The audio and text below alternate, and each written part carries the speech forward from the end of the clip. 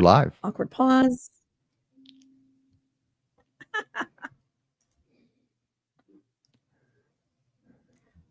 Hello and good morning. Welcome to the Highline Sessions.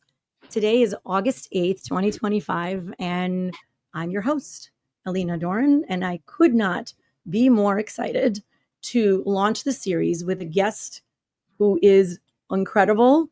I am lucky to consider my friend, brilliant and funny, and he really lives at the intersection of precision and purpose. He lives it. I see it on stage as off stage, one-on-one conversations as front of room. He lives it. He is a former Lockheed Martin Chief Engineer with 30 patents in helicopter design. And he now coaches leaders and businesses on building high performance teams through culture, through connection, and through clarity. He has advised with Johns Hopkins, the U.S. Air Force Research Lab, and I am thrilled to have him here. Welcome, Drew Sutton. Thank you. I'm actually super stoked to see you launching the show. For those that don't know Alina well enough yet, super crisp leader, super direct, but also soft, and it's a great balance. And so I'm ecstatic to be on the show. I do have one correction. You said that I was funny, but I have teenagers, and they have made it very clear that I am not funny. So I just wanted to make that small correction. Thank you for that correction. So not cool, not funny. Not cool or funny. That is correct. Well, I mean, I beg to differ, and maybe that's because I appreciate quality humor that takes some years to. No, I'm kidding. I bear witness to your funniness. So there's that. Yeah, absolutely. So what's always been, so Drew and I met last year at the Innovate Summit, which is a mastermind of Brian Wallace, who's another incredible human being. And we met there. Drew was what was deemed a connector, and that was incredible. His job was to meet everybody there and figure out who they would benefit from knowing, whether as a friend, as a business connection, some kind of a spark, something, with the idea that there would be a great relationship that's being built with great potential. And he did an outstanding job with an amazing memory. And we started talking about what his background was. So I got really curious. And Drew, when I learned that you were like, your background is engineering, design, and precision in Lockheed Martin. So I was really curious what that life is like. So you've gone from a very, very different life to where you are now and what you do now.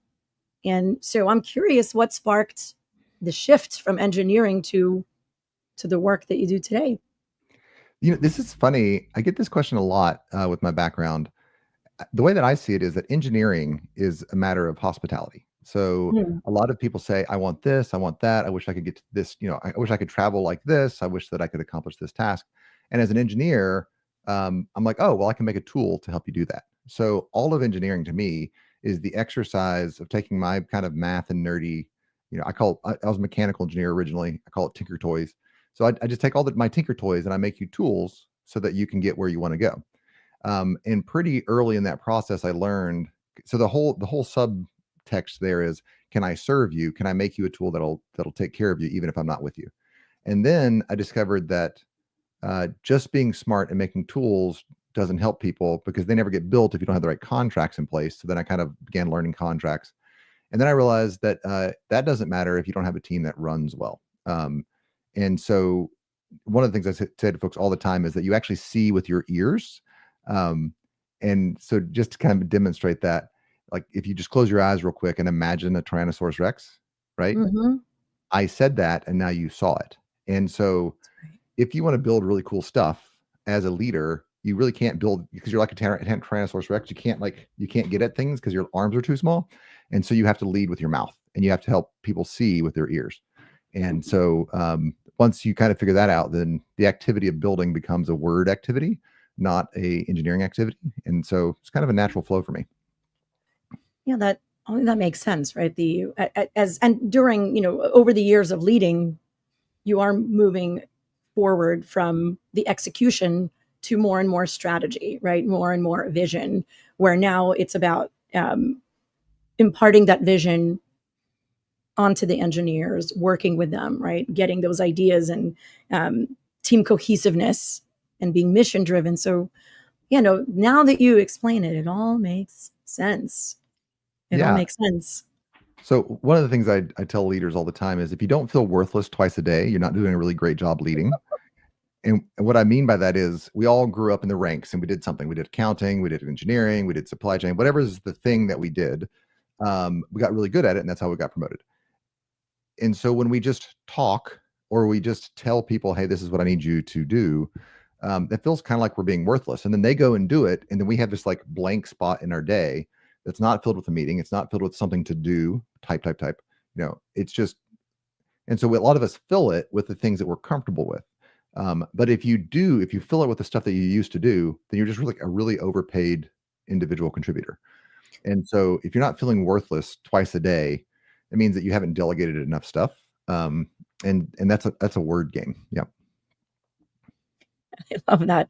Well, because doing is where the leader usually comes from, right, in this world. Yeah. And so the whole definition of productivity is it comes to be redefined over one's career trajectory, right? What is productive? What is, I love the feeling like the worthless word Yeah. is funny, but it's truly what is value? What does value look like?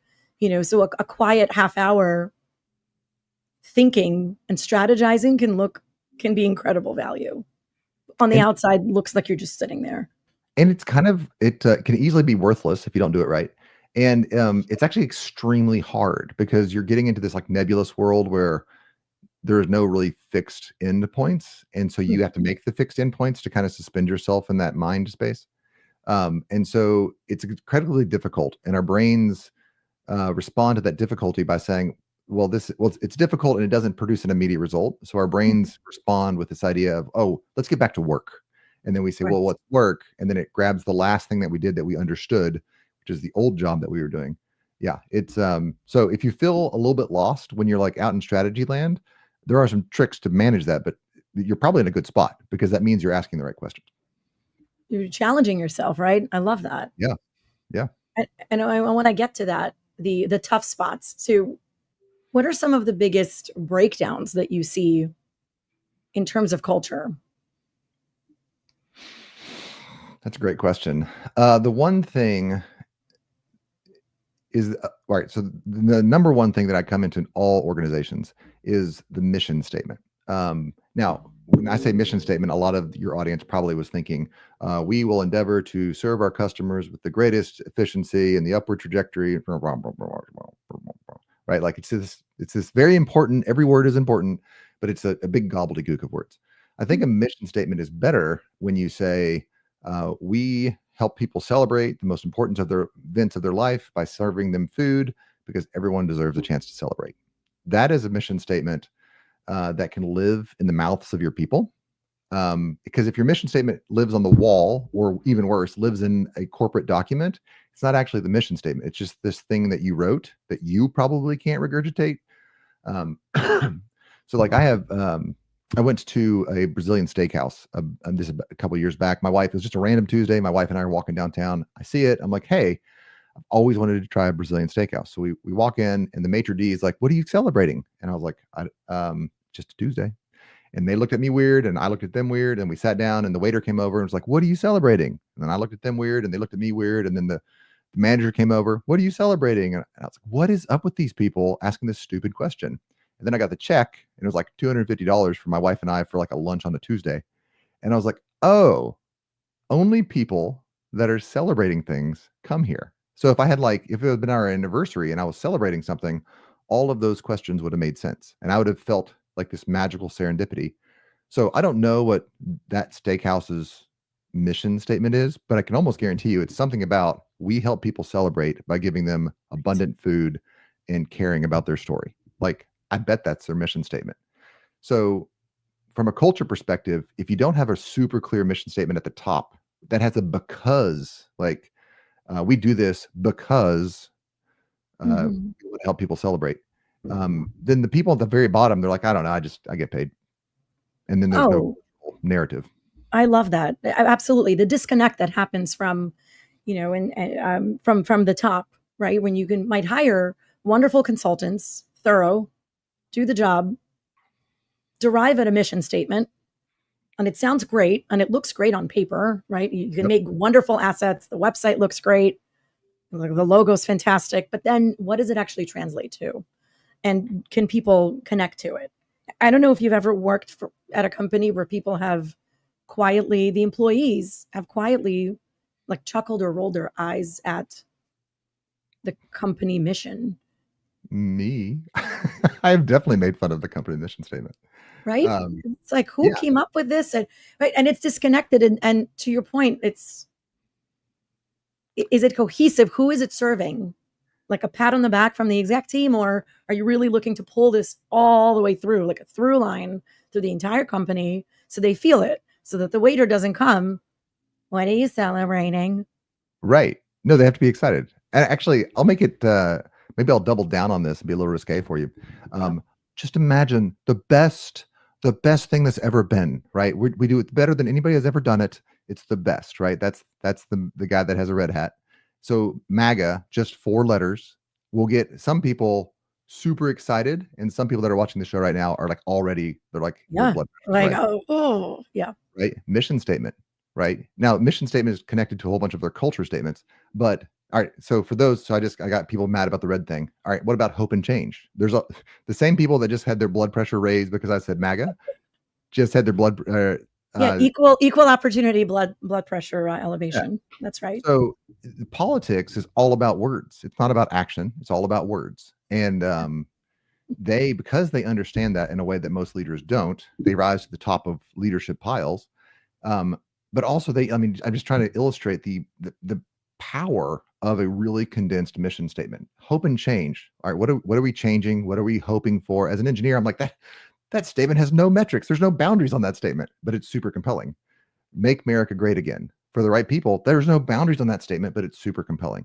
So the mission statement really needs to be something that your team is kind of throwing at each other. And I tell you, if you don't have a good one, my favorite kind of anecdote for this is I had a buddy, he bought a brand new Audi. It was like an A5 or something, like one of their higher end models. And he watched it. He bought it. He picked it out at the dealership. He had it custom built for him. And he would like every day, he would like, hey, it's on this line. Like, because with Audi, you can like follow its literal build process and like it gets on the boat and he knows where it is on the boat and then it comes off the boat and he's all excited. So then once he got his Audi, I happened to be going to a classic car show with my son. So we're like walking around and there's Corvettes and there's, it's just a classic car show. And so I texted him. I was like, "Hey, Jim, I noticed that there's no Audis at this show." Just to razz him. And he goes, "Yeah, that's because Audi drivers are driving their cars." But captured in that is the fundamental motivating mission of I have a Corvette because I want to show it off, or I have an Audi because I want to drive it. Right. So Hmm. if I were to come in and rewrite those two mission statements, it might be like, don't you wish you had a Corvette? Or like, let me show off my Corvette. So don't you wish you had a Corvette? Or everybody wishes they had a Corvette? Or, and the Audi one would be like, for the love of the road or something like that. So if you don't have a good mission statement that fits in the mouth of your lowest employee, just ask yourself, how do I want people to brag about what my thing? Do I want to brag about driving it or do I want to brag about the fact that I have it? Okay. It's prestige versus performance. But that's a Hmm. great way to think about mission statements. I very much appreciate the perspective that you're sharing here, and I love that it also leaves enough wiggle room. It leaves enough wiggle room to build the rest, to build the whole thing, right? Yeah. To Yeah. build Yeah. hiring strategy, people strategy, right? The structure of the company, reporting structure, even prioritization. It will help drive decision making, how you spend your energy and your resources. Because is Yeah. it aligned with the mission? That's Right. always the question that we're asking.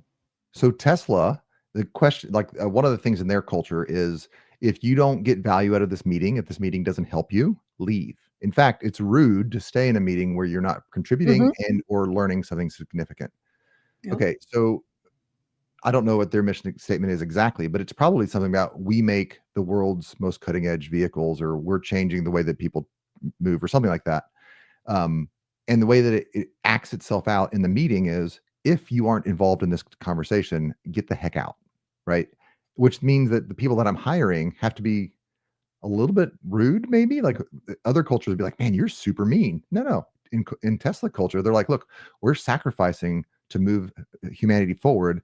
We don't have time to waste, And so that mission ethos permeates every decision Mhm. they make in the culture, just like you said. Yeah. Well, and I love the example, the Tesla example. And I had a client at Tesla who I was working with who had severe burnout. That's for another time, but um, it's what is interpreted as rude in a typical workplace because there's an agreement made in advance, Mhm, and that mhm. container set, that mission statement helps set the container of expectations and norms. And so you don't have a bucket of ice water being dumped on you and you're walking into a meeting and you're speaking, someone's just leaving. That would typically be very disrespectful. This is a place where the container is set in advance and you understand. So, and that teaches folks to invite who is needed to be there, who will benefit from it, who needs to hear it. It helps scrutinize, do we really need this time? Do we really need to pull everyone away from that other thing and be here for this thing that we're doing? So it doesn't fit everywhere, but it's highly effective there in the way that it was set up. Yeah, and a lot of HR policies are essentially somebody is offended for me. So, for instance, in my team, we had a thing called the table slap. So we had a huge project. I brought the software engineering to my larger division, and we had this huge project, and frankly, not enough time to get it done. So we had a little bit of a Tesla uh, line in our culture. And so one of them ones was, if anybody at any point is just going on and on about a topic that's been redundant, that's been beat to death, that we can't solve right now, like it's not productive for this conversation, then we'll table slap them. And so the way that it worked was, you just kind of like look at them and then just slowly move your hand down. You're like, hey, You're finish letting them know. your sentence. Boom, table slap. But the rule was you could do it to me. So I was the head dog, and the lowest individual contributor could do it to me, and I would stop Yep. talking. And there was a couple of times that it was used inappropriately on me, but to reinforce our culture of, you can be table slapped at any time, and Drew is part of the team, I let him table slap me, and I like forgave them. Like there was no repercussions. It was, um, and I just let it go. And the whole culture was like, "Oh, he's not the king. He's trying to," because the culture that I'm trying to get there is, we are about moving the dot forward, the dot or the project, the particular task, the drawing, whatever. We're about moving the dot forward. I don't really have time to waste. So table slap me. And it Mm. got to the point, we were out drinking one night, and so like this guy liked this girl, and we're like, "Hey, do you like her?" And then there was 4 table slaps in a row, as he kind of like, well, I mean, maybe, I mean, we're like, slap, slap. So we had this whole conversation that was just table slaps to get rid of like Mhm. the gibberish. Anyway, it worked for us. It was a super tight knit team, very diverse team, by the way, guys, girls, people on every color of the rainbow. Um, HR found out about it, and I got a talking to, Mm. because HR was offended for my team in a culture. Now, I agree. If I walk into a team that is not set up for that culture, and I table slap somebody in the middle of, like, I don't know, city hall, yeah, I'm out of line. But for our culture, the table slap was a physical manifestation of, in this team, we move the dot forward. And also was underlying the current was, I heard you. It's what you just said is in the notes, and it's going to be in the parking lot, and we're going to take care of it at a meeting. Right. But let's move this meeting forward. Yeah. I mean, it sounds like, again, it's expectation settings. And what I appreciate about what you set up there is that you were one of them, which means that you created, it sounds like you successfully created psychological safety where Yeah, people, because they are without repercussions, in power to tell their boss, like, boss, we've heard this before. Boss, we get it. That yeah, means that they may also then connect the dots that maybe it's safe to tell the boss bad news. to tell the boss what the boss, like the company and the mission, really needs to know, to be informed. It's not good news, it's not comfortable, but it needs to be said. And it sounds like an environment like that, where you sort of humanized yourself and you're one of them. You're not above it. You're one of them. And if, it sounds like an environment where when you misstep, you say it. Low ego is what it sounds like. Yeah. It's hard for me to respond to that. Yes, in fact, I was very low ego. Low I was ego great. is really, I mean, that's key for psychological safety, right? No, And that begets a whole lot of success. and if you get into the military concept of a hot wash or a hot rinse, a hot wash, after action report, all of these are kind of the same things, where you create a safe environment for we just accomplished X. What was everybody's hot take on that? It doesn't have to be like well thought through. It's not like a treatise. It's not a mini TED talk. It's like, I think I did well here. I think I fumbled this. That only happens in a environment of safety. And then you can, and if the next level is if you can look at somebody else and be like, hey, I think you messed up here. I think you did well here. In a true moment of humility where you're trying to get better as a team, that's a high performance team. And you see that in the special operations communities. You actually see that in the medical. I got to go when I was doing work for Johns Hopkins. I was mapping the medical emergency room. Like, there's a bunch of procedures that happen in the emergency room, and how do you encode those for a simulation? That's basically what I was doing. But I got to go watch them run an emergency room, and after every surgery, they would sit down and debrief with each other. And I was floored because that sort of honest hot washing, intentional hot washing, um, very few organizations do it, and it is super impactful if you want to grow your people. I love that. I love that. You talked a little bit about sort of a little bit of bristling at the typical mainstream sort of culture and expectations versus what you have found firsthand to be effective in the teams that you run and the clients that you help grow. I'm Yeah. wondering how your engineering background has shaped your view on the culture, on leadership. I'm wondering if you see a difference between how technical leaders approach these challenges versus others. On its face value, yes. Technical leaders are generally like, I don't want to, and they'll actively state it. I don't want to do the politics thing. I just want to get my work done. And that is a major limiter to the organization because they confuse apparent progress for what could have been.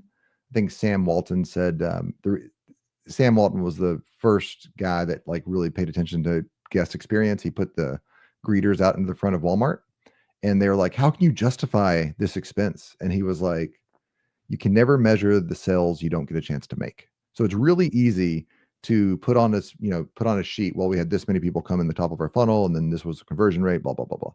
But how many people just didn't walk into your funnel? Like, that is an ambiguity. And the answer is maybe all of them, maybe none of them. But his point is the people side of it is not measurable in the systems that you're using to measure.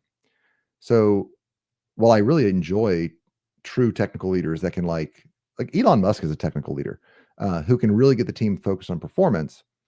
If you look at the people as a system into itself, so you have an assembly line that makes things, right? There's like a conveyor belt, and there's like a stamping machine and a welding machine and a painting machine, and right, we all understand an assembly line, but people are a system as well. And primarily, like you talk about safety, did I create safety? Do they know what they're supposed to do? Do they know what a good deliverable looks like? I used to tell them, you got to tell me where to stick it, guys. In other words, where do you want me to sign this piece of paper, and you want me to put it into what folder? Like, how do we know that we're done? So if you look at people as a system, then there's a lot of engineering, and a lot of the engineering tools that exist allow you to architect a system of trust, architect a system of performance, and balance those metrics to get a high performing, high trust organization. But people don't want to do that messy work. I don't really know why. Actually, I have a couple ideas as why, but no, I don't really know why they don't want to do it. For me, it's always been intuitive because making products has always been in service of people. And then I stopped making products and I still wanted to serve people. So designing a system where I anticipate your needs, your emotional needs, and the structural needs, Um, Mhm. for me, it's the same activity as regular engineering. It's all the same. Yeah, it's just good hosting. Actually, I just call it hosting. Hosting, say more. All right. So this is you want a non-popular opinion. Here you go. So I live in Kentucky. Kentucky's kind of a gun state. I enjoy firearms. And often folks will be like, would you really shoot somebody that's coming into your house? And my response is, it's an issue of hospitality. So if you come to my house at noon and you're like hungry and thirsty, I'm going to give you a sandwich and some water. If you come to my house at 3 a.m., I assume that you want to be shot. So like, I'm just trying to meet you where Whew. Now I know that we we live in different places. obviously I'm being a little bit silly, but No, the I know, idea, I know, I know. It's yeah, I mean I live in a giant apartment building and yeah, that's a perspective. I mean, you don't have the protection, right? Right. If it's an unexpected visit, it's all about context. Like we were saying earlier, it's all about context. If you live in New York City and you have an unexpected knock on your door at 2 a.m, it may not be sign for alarm, well, that's probably true. right? May not be Yeah, cause for alarm. It might be someone who's mistaken your door that looks like 350 other doors in that building for the yeah, door that they're looking for. That's possible too. Um, that's way less likely in Kentucky. yeah. No, and I Yeah, live in a suburb, so.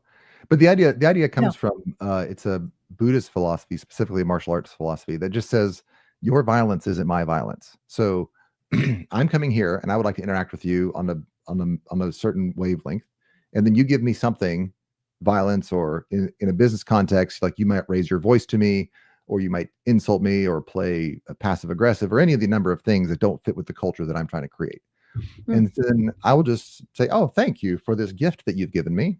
This doesn't fit in my organization. I'm going to give it back to you." And then, so the idea is, as a leader, you have to set everything behind you. So if you're standing up front, everything that stands behind me is under my protection and under my culture. So culture and protection are super closely connected. And when somebody comes into my culture and tries to change my team in a way that I think is negative for my team, it's my job to say, "Hey, that doesn't belong in our culture," and then just to kindly remove it back. I'm not mad mhm. about it. I'm just very direct, is saying, "Oh, nope, that doesn't fit here. You may have it back."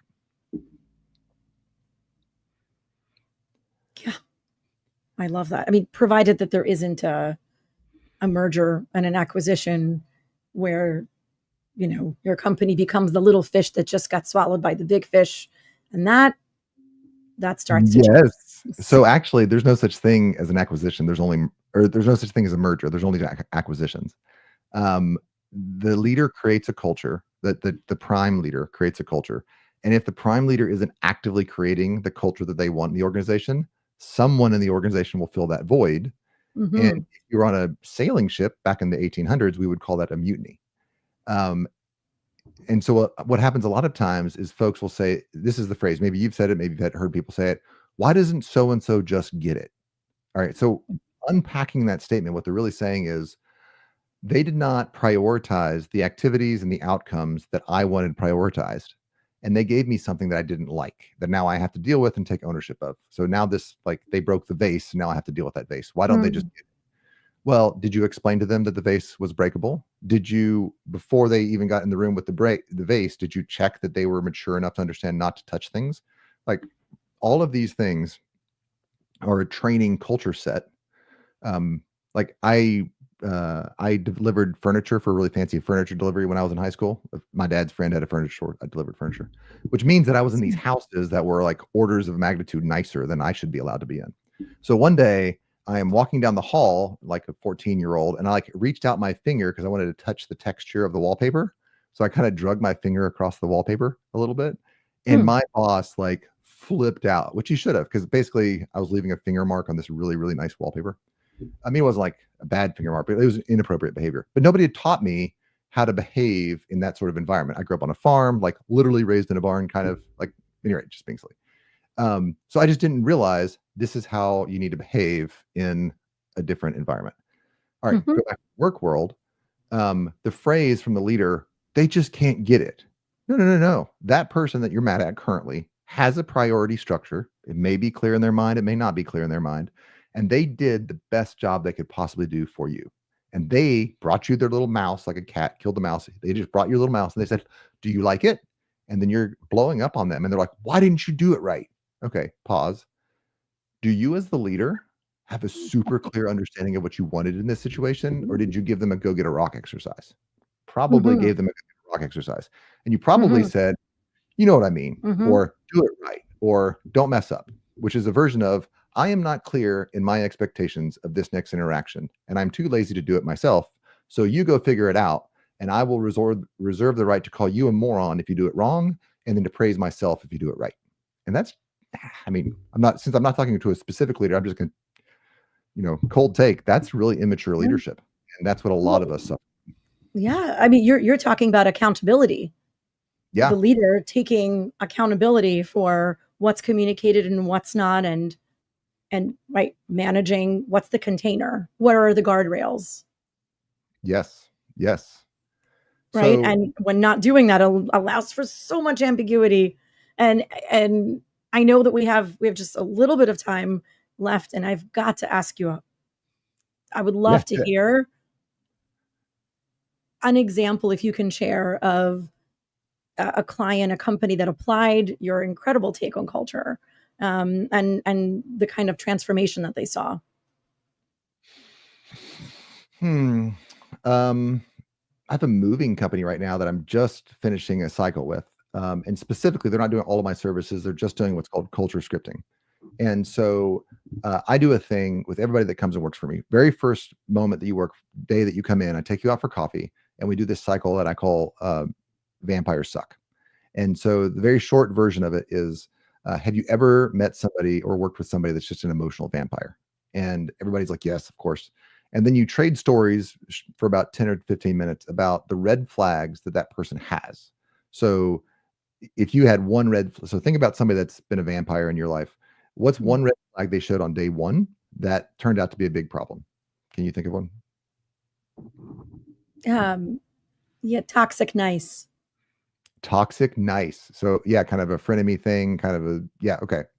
So I'll put that in kind of disingenuous Mhm. or negative, right? They're just hiding the negativity behind positivity. All right. Masking anger.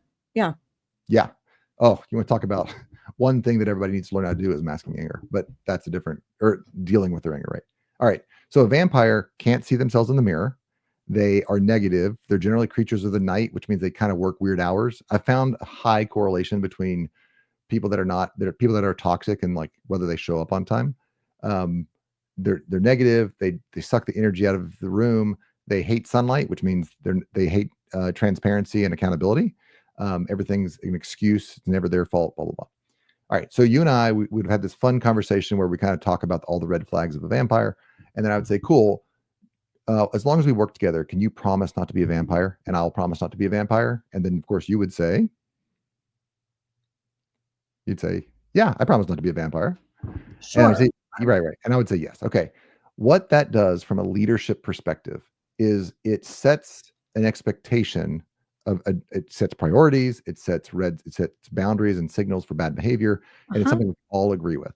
So then 2 to 3 months later, when you are tired of impressing me, you'll show up late for work, you'll start exhibiting vampire-like behaviors. And I'll bump into you and I'll be like, hey, Alina, I've noticed over the last week or so that you've been acting a little bit like a vampire. Do you see that?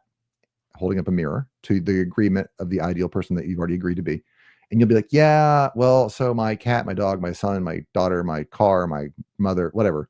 There's an excuse that's causing you to change your performance behavior. And I'll say, man, that really sucks. Is there anything that you want me to do to fix that? Or can I help you with that? Or is that kind of a you thing? Or how can we get you back on track? And then you'll say whatever you need from me, and then we'll resolve it. So what I've done there from a leadership perspective is 2 to 3 months before the problem occurred, I solved it. I got you to agree how to solve it. And then I reinforced that behavior, but always talking about phrasing it in terms of vampires. So my current customer, who's a mover, Mhm. he has a high turnover in his employee staff because it's a moving company. You just need people that can lift heavy weights. It's just the nature of the populace. And he said, I have this high turnover. How can I solve this? And I said, well, let's work mission. We worked mission. I said, okay, let's create a series of culture scripts so that when you talk to your team, you can use the same little 12 syllable phrases and then they can internalize the behavior and you don't have to externalize the punishment. And so people weren't filling out checklists. And so it's a very sports centric culture. Like they love basketball specifically. So we Mm-hmm. chose different basketball players to be like, hey, are you going to be like Jordan and show up on time and do your paperwork? Or are you going to be like, and I'm not a basketball guy. I can't remember but they chose No. this other basketball player that kind of everybody hates. And so instead of vampires and werewolves and vampires suck, it was Jordan versus this other guy. Right. And Right. so now those people are the cultural pillars in their organization that dictate ideal worker and ideal non-worker. Yep. Well, I what I appreciate about the metaphors, they're quick references, short and sweet, relatable, just like the mission statement that you're talking about, to the point, and they come attached with stories and emotions Mm-hmm. Yep. and personal relationship to them.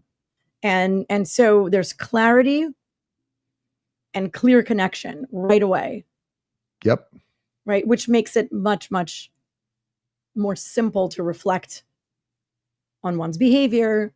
It's also an object outside of them or a person outside of them. You're not describing them personally, which makes it easier. It's less painful on their boo-boo, on their ego, less boo-boo on their ego, to take that feedback and think about it. Am I like Jordan or am I like, that other one? Ooh, Right. right. You're not using adjectives to describe them, right? It's a different, psychologically, they're hearing something different than if you said, you are late, you are this, you are that. And some folks will take it, right? Low ego, and they'll process it.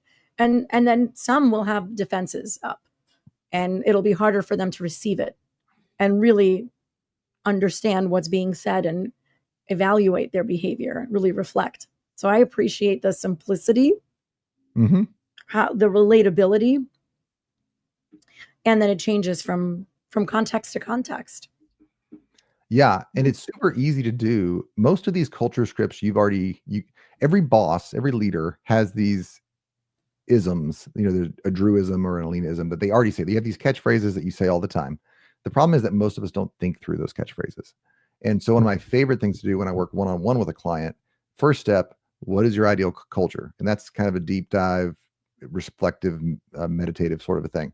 And then once you really clarify, this is the culture that I want my organization to have. This is how I want them to happen in these decision moments. This is the priority structure I want them to decide by.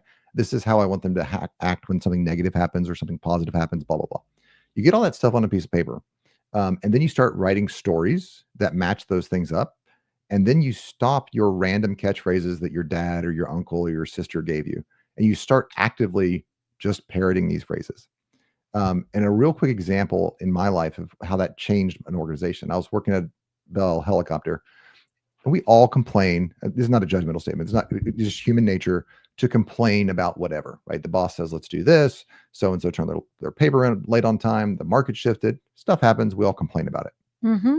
So like on my team, I'm like, look, you get 5 minutes to complain and we got to get back to work. Like enjoy the gripe session and I'll play with you. After 5 minutes, we're done and we'll get back to work. Any rate, they would bring me in, but can you believe what Sarah said? And I would just say, I don't have anything productive to say on that. I'm not judging you for complaining, but I'm not going to perpetuate this conversation. I just don't have anything productive to say on that.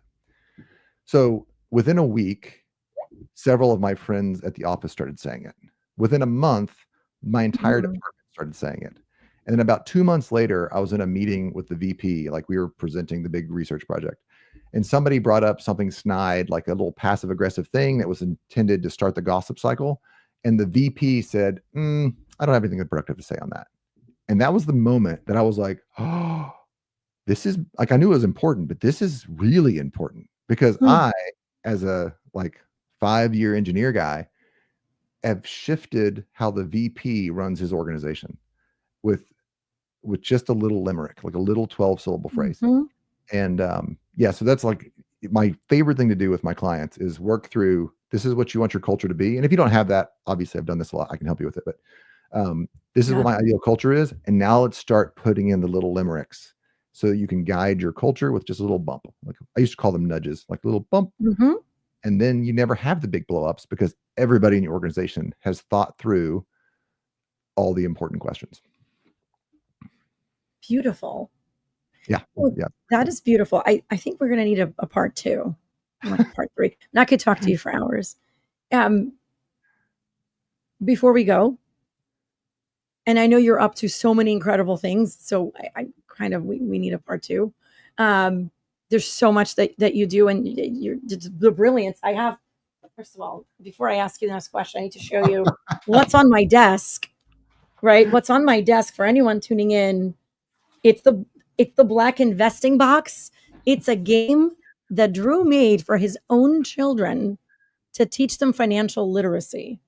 Okay, so just as another data point to who he is and how he shows up. So just want to say that. How will folks know that it's time to reach out and talk to you? Here's what'll happen. You'll be in a meeting. Maybe it's if it's a smaller organization, it might be with your spouse or your business partner. If you're in a large organization, it'll be at the quarterly performance review, generally speaking. And this phrase will come out. You'll be like, why doesn't our team just function the way we want it to? Or which is basically the same question. It's so hard to find good help these days. Or I don't really trust Bob on that trip or to run that program or whatever. All of those phrases you're basically saying my people are underperforming and I don't really know why. How do I get them to perform at a high performance level? When you run into that bump, and it will show up, for instance, if your revenues have been declining, that's a sales guy, that's a sales team that is not bought into the vision so passionately that they can't stop talking about it. That's a mission problem. If your costs keep rising, that means your operations team isn't bought into the mission and they're allowing a number of they're just kind of tolerating lack of accountability, or they're not innovating because they are at a job that gives them a paycheck rather than at a job to do a mission. And so culture solves both of those questions. And the very first part of culture is mission. Well, that's a challenge that is highly relatable and met on a daily basis. Mm-hmm. And how would they get in touch with you? Drew at SuttonLeadership.com. The website, you can go, it's DrewSuttonLeadership.com. You can go to SuttonLeadership.com. It'll get you the same place. I'm also on LinkedIn. I think it's Drew Sutton -leads or something like that. If I'm on LinkedIn, I have a pretty, it'll pop up. Yeah. You're active. You're in the press. You're on stages. You're in conferences. You're in a lot of places, and you're about to be in more. And I am so excited for the upward trajectory that you are deservedly on. So thank you for joining me here in this conversation. It's been awesome. And I could talk to you for hours. Well, thanks so much for having me.